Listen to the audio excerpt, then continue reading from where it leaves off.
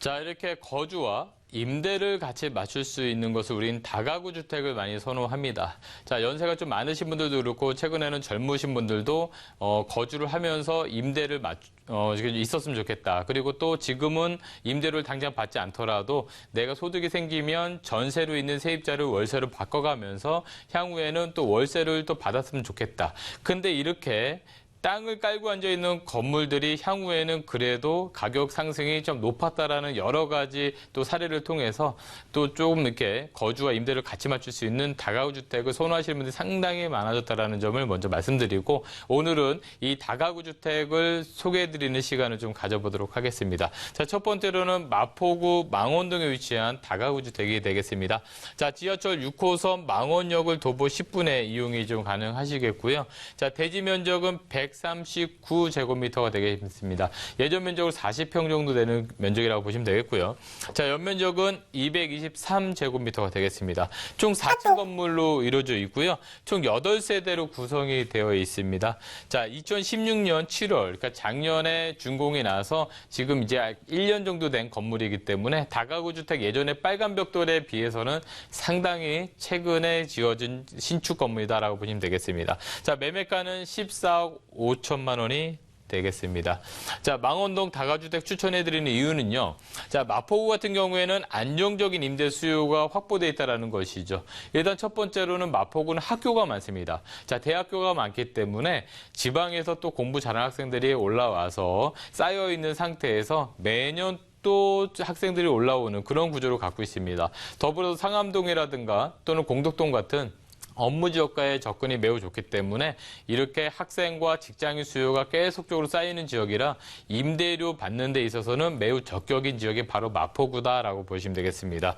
자, 두 번째로는 개발 호재가 많습니다. 자, 한강 개발에 대한 부분, 또 홍대 합정에 대한 개발 부분, 그리고 또 여러 용산에 대한 개발 부분까지 합쳐져 가지고요.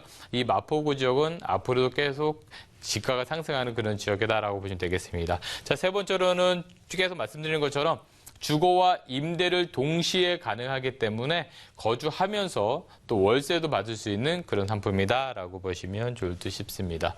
자, 마포 지역의 입지 여건을 한번 살펴본다면 우선은 지하철 6호선과 그리고 2호선이 움직이게 돼 있습니다.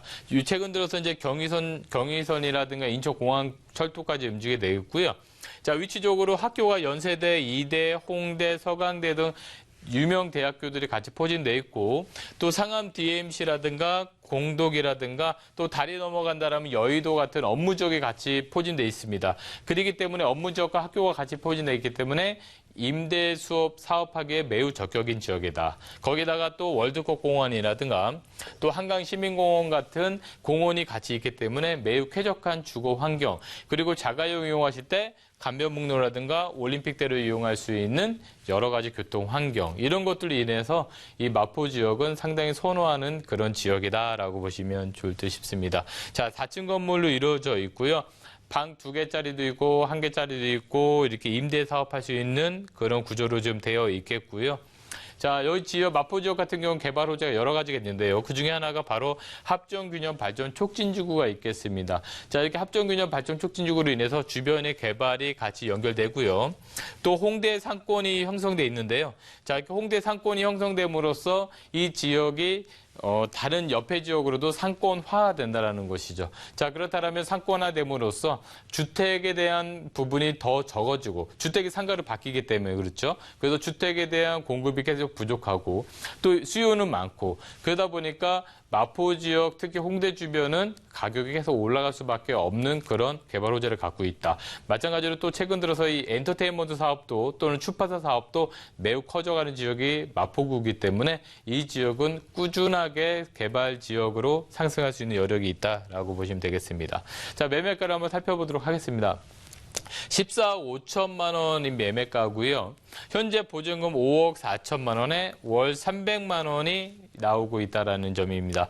자, 대출은 4억 2천만 원이 가능하기 때문에 실투자 금액은 4억 9천만 원, 즉 아파트 25평형 가격으로요. 거주도 하면서 또 월세도 받을 수 있을 만한 그런 다가구 주택이다라고 보시면 되겠습니다. 자, 두 번째는 용산구 용문동에 있는 다가구 주택을 말씀을 드리도록 하겠습니다. 자, 여기 지하철 6호선과 경의선인 효창공원 압력을 도보 7분의 이용이 가능한 지역이다. 자, 대지는 118제곱미터, 그리고 연면적은 235제곱미터가 되겠습니다. 총 6층 건물로 되어 있고요. 2015년 8월에 준공됐다라고 보시면 되겠습니다. 자, 매매가는 15억 원이 되겠습니다. 자, 용문동을 소개해드린 이유는 바로 용산입니다. 자, 용산 같은 경우에는 매우 뜨겁죠. 관심들도 많고요. 그 이유는 바로 용산은 입지적으로 서울의 중심이 있습니다. 항상 중심에 있기 때문에 사통팔당 연결되어 있는 그런 입지 여건을 가지고 있다. 두 번째로는 용산의 개발 호재가 매우 많죠.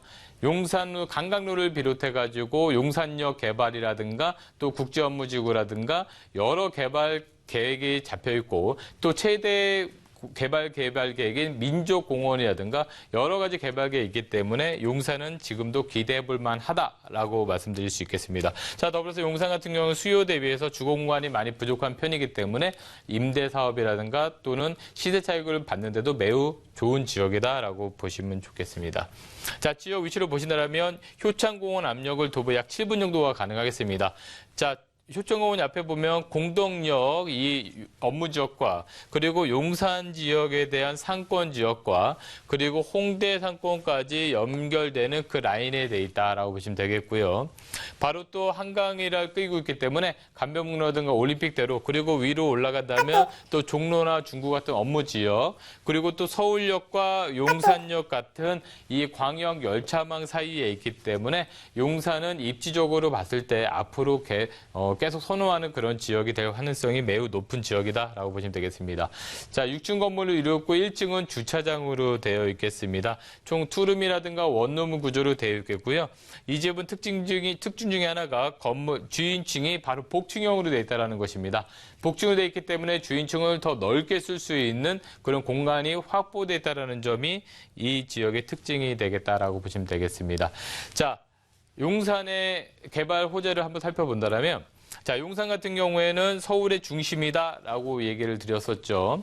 자, 강남이라든가 또는 종로, 중구 같은 한양, 도성 그리고 영등포 지역이 우리는 서울시 2030 지역에서도 3도심이다라고 부릅니다. 3도심을 말씀드리는 이유는 바로 업무 지역이 밀집되어 있기 때문에 그렇죠. 따라서 이 업무적 밀집 지역 가운데 삼각형 안에 가장 섹터 중심에 있다.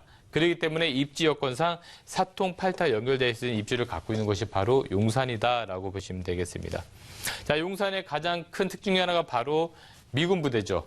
미군 부대가 이전을 합니다. 그래서 현재 있는 미군 부대가 용산 민족공원으로 바뀌고요. 그렇다면 서울시 전체에서 가장 중심부에 가장 허파 역할을 할 수 있는 녹지 지역으로 바뀐다는 것입니다. 그래서 최근에 선호하는 교통과 용산역이라든가 서울역 같은 광역열차망 그리고 또 지하철 이런 교통망과 쾌적한 주거 환경 그리고 업무적과 접근성으로 인해서 이 주변은 계속적으로 좋아질 수 있는 가능성이 매우 큰 그런 지역이다라고 보시면 되겠고요.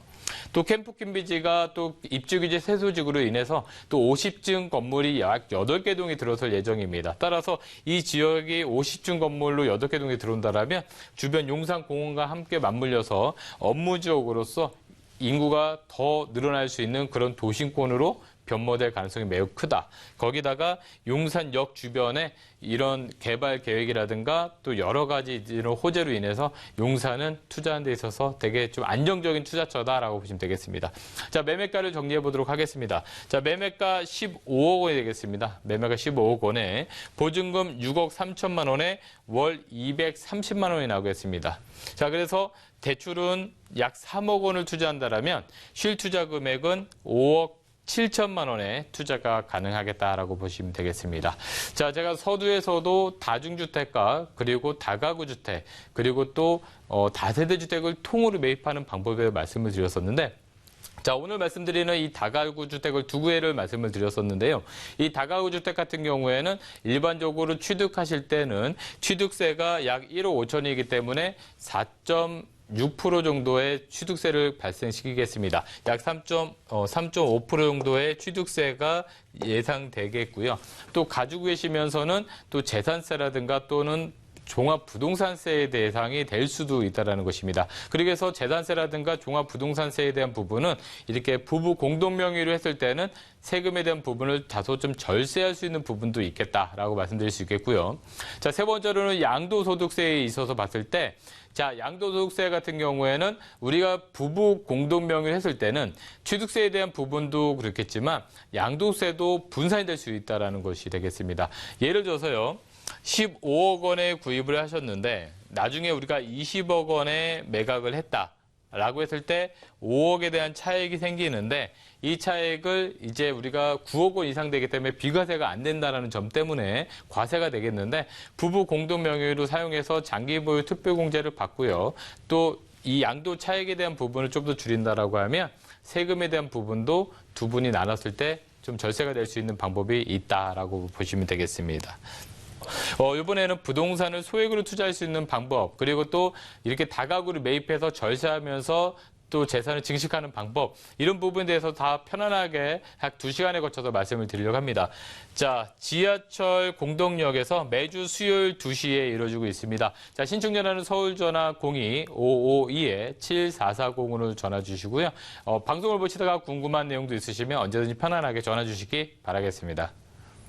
자, 방송을 보시면서 언제든지 궁금한 사항 있으시면요. 서울전화 02-552-7440으로 전화 주시고요. 방송이 끝난 이후에도 전화는 항상 연결돼 있으니까 편안하게 전화 주시기 바라겠습니다. 자, 지금까지 시청해 주신 시청자 여러분 감사합니다.